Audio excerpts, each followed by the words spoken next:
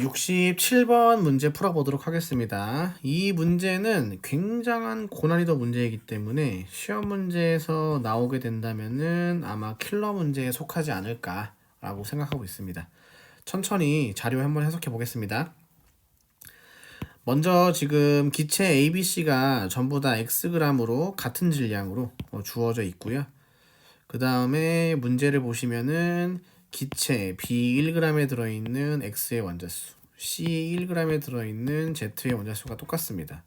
그래서 계산을 하실 때에는 둘 다 1g이 있는데 분자량으로 나눈 이후에 여기에다가 X의 개수와 Z의 개수를 곱해야 되고 그때 값이 똑같다라고 이제 해석해 볼 수 있는 거죠. 혹시 모르니까 써놓을게요. 여러분들 이해하기 편하시게. 여기에다가 X를 곱하고 분자량분의 1 한 다음에 Z의 개수를 곱해야 되겠죠. 그죠? 자, 또 읽어볼게요. 기체가 세 종류가 있는데 구성 원소가 주어져 있고 구성 원자수는 2, 3, 5라고 돼 있네요. 그럼 이걸 통해서 우리가 추론해 볼 수 있는 건 기체 A는 화학식이 X2고요.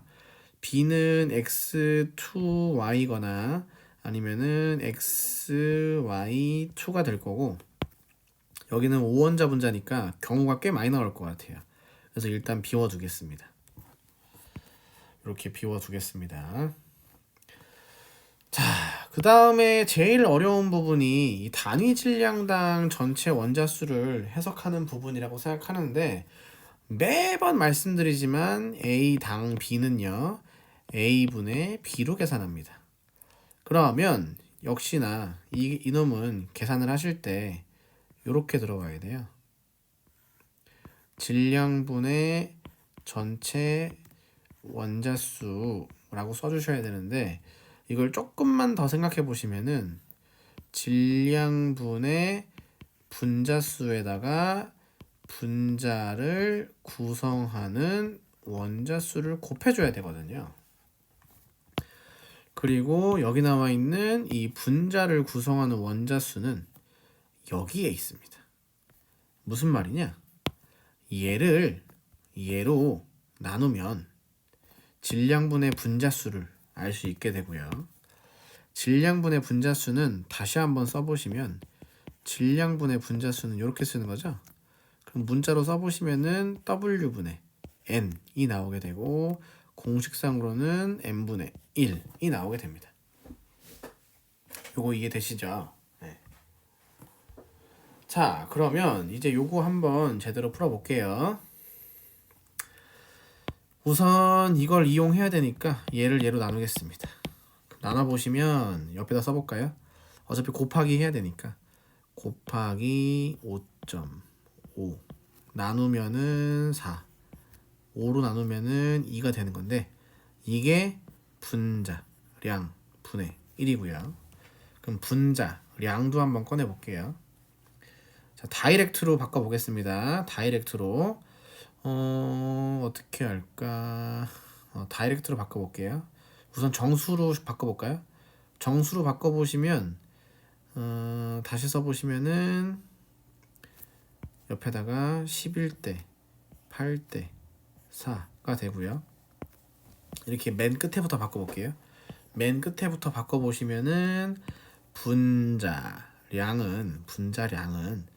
4대 11이 나옵니다. 맞죠? 그 다음에 여기부터 한번 건드려 볼게요. 지금 여기에서 1로 가기 위해서는 곱하기 2를 해야 되는데요. 분자량 분의 1과 분자량은 서로 반비례 관계잖아요.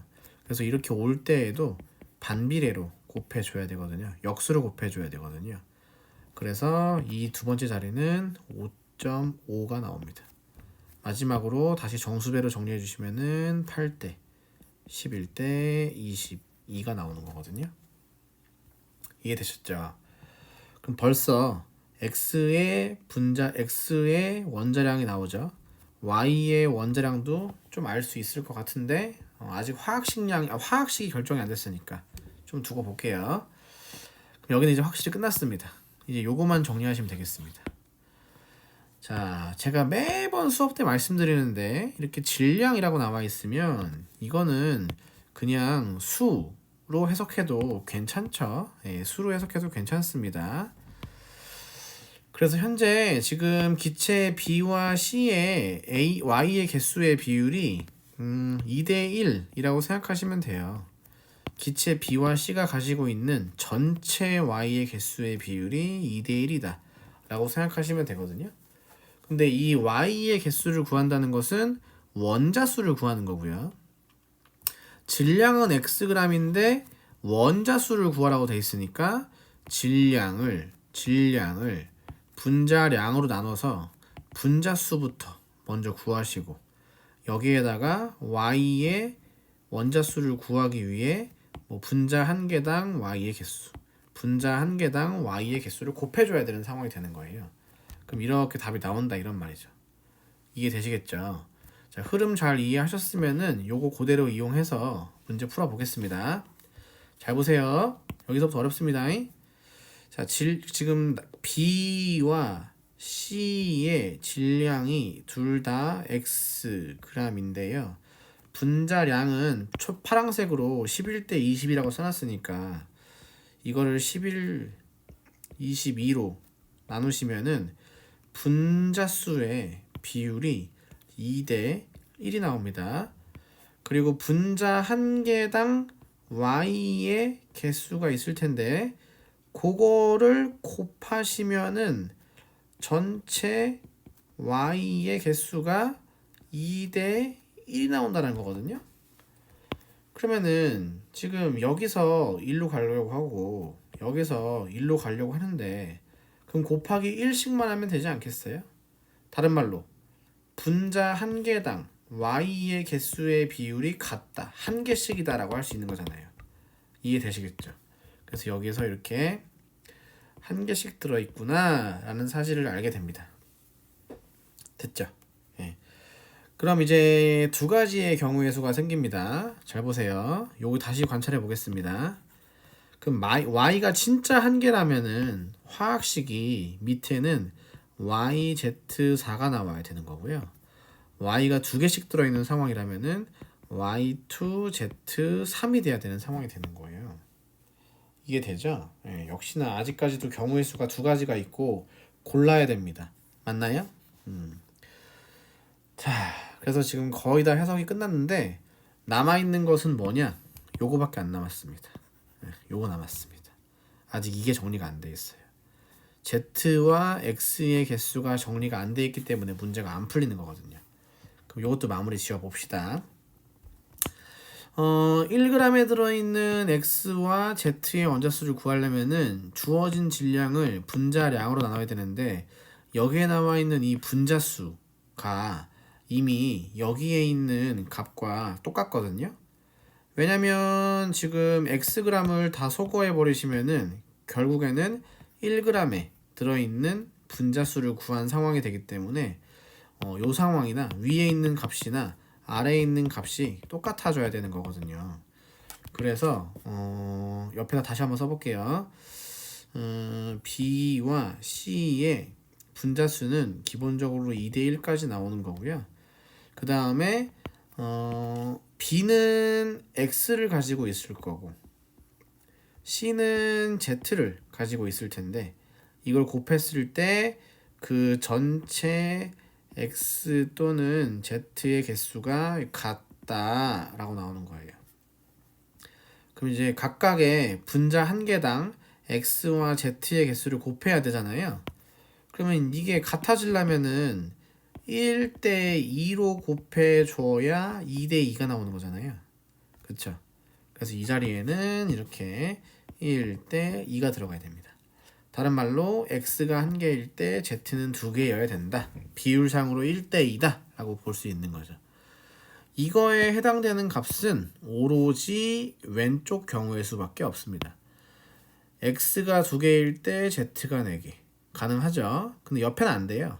X가 한 개일 때 Z가 두 개여야 되는데 3개잖아요. 그래서 이쪽 해당 사항이 없습니다. 그래서 화학식이 완벽하게 이제 완성이 된 경우가 완성이 됐죠. 이해되시죠? 자, 진짜 힘들게 풀었는데요. 많이 힘드시니까 한번 예쁘게 다시 다 정리해 볼게요. X2의 분자량은 8, x2y의 분자량은 11 그리고 yz4의 분자량은 22가 됩니다. 됐나요? 자, 그러면은 여기서 x는 4 구할 수 있고 다시 대입해 보시면은 y도 3인 거 알 수 있고요. y에다가 3 넣어 보시면은 4z가 19가 돼야 되니까 z는 4분의 19인 것도 알 수 있습니다. 4배 하시면은 16대 12대 19가 나오니까 산소, 탄소, 플루오린이 나오게 되는 거죠. 이해되시죠? 자, 완벽한 해제가 끝났습니다. 이제 기억, 니은, 디귿 풀어볼게요. 이제 마무리 됐습니다. 지금 기억에서는 A와 B의 양을 구하라고 되어 있는데 모를 구하라고 되어 있잖아요. 문제에서 주어져 있는 질량은 Xg이니까 요 놈을 몰로만 바꿔주면 되는 상황이잖아. 그래서 그냥 분자량으로 나누면 되겠죠.